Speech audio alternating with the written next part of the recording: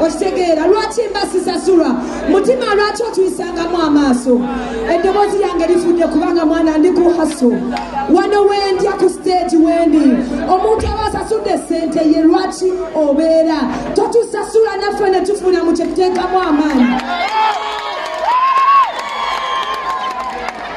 mvuze emmotoka okuva e Kampala okujoyimbira bannamasaka kuba mwana munjagala nange mbaagala tosobola kuntimba ku kipande emasaka n'otegeeza abantu nzija ne sijja kubanga nze bwe sibikola naye lwaki ntuuka okusaba kasente kenkolerera nga toyagala kampa mutima mutima osasula mutima oba sente zange njogera kubyalutande wali manju naye tomusasudde lwaki muyisa mu ndongo yaffe amaanyi mwana mutunafuya lwaki wamma kambabuuza ekintu kimu bwe muba muŋŋamba nti nyimbe nga sisasuddwa ngenda bayimbira tambulezi ne Kampala nga sifunye yadde ekikumi bwe mugamba nti Spice asooka asasulwe bwe mugamba nti sasudde sente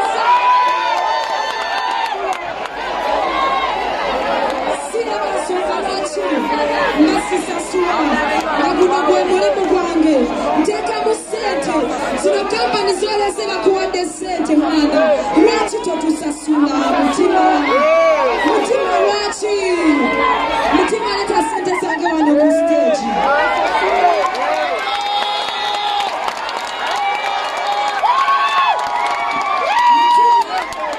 tugenda muwadde dakiika mmekamwe muŋŋamba bwe tazireeta buli omu waddeko okutwala ky'ayagala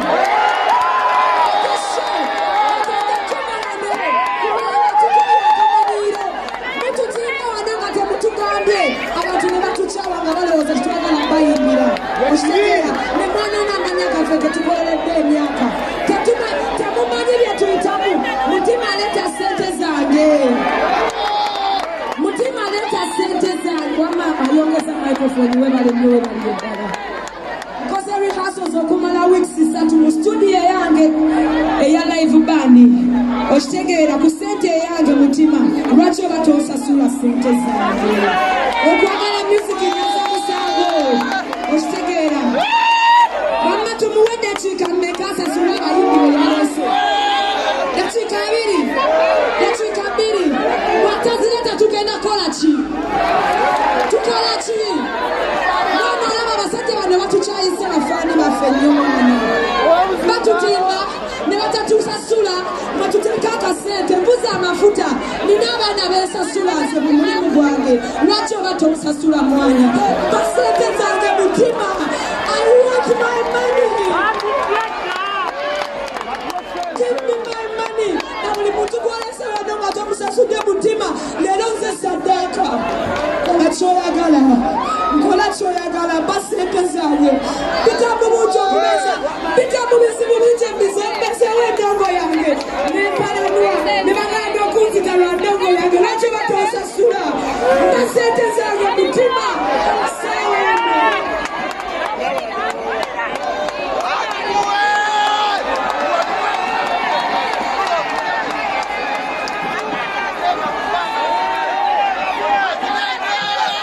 Spice sign we mulinda akuyise wali genda ku sente zagamba mmeka sign Sayinule Mulinda gamba obanja mmeka kuwe. Ono sister waffe bakamuwe. Tuite wano, mutuyambe kuba kanyama wano. Spice tugende wali wa Sayinule Mulinde. Nemuzenga so Sunday beach. Leo wa Spice dana akaba katowe pe. Basaka na kugenda kwa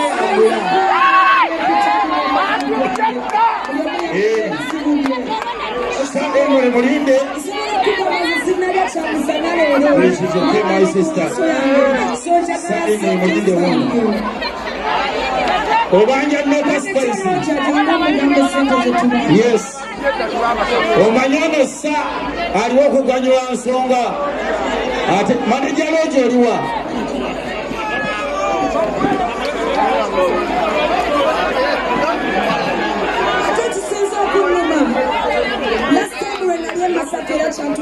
Yes.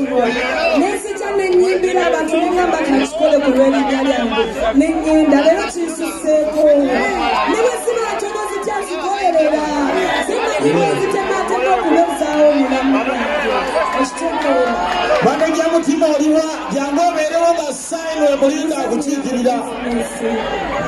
Mugenda kwamba n'ebintu ate bano basajja bakulu mu Masaka. Sayinule Mulinde ali wano. Mwami Kasozi Emmanuel ali wano nga muleeta vulugu mu Masaka. Yes. Mutima aliwa. Mutima jangu. Yes, mugende mutima wali mumuleete. Mutima oliwa. Omukolo gw'ogusibye. Yeah. Abakulu bonna we bali wano. Mutima jangu obeerewo. Abasasula Spice Diana sente ze abakungu we bali. Mutima wandise wano nenyimbira abantu. Yes. Asasule nyimbira abantu kyekyandeese. Mutima jangu abakulu bagonye ensonga eno nga woli. Ate ne Vivian Mutendo musasule. Naye ali wali mabega musasule. Kitegeera mulekerawo zanyira ku bantu. Osolozezza go. Yeah. Yeah.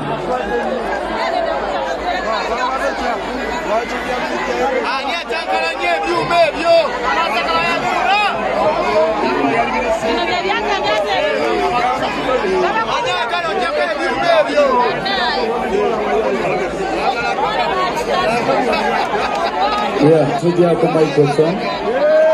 Yes, okay. Mutima wonna woli soko je tugonjole ensonga eno. Abantu bakoowa mutima bw'otajja dakiika tugambye meka wama tene bakooya buli omu asitule kimuli okumpi oba musindaalo kutwalo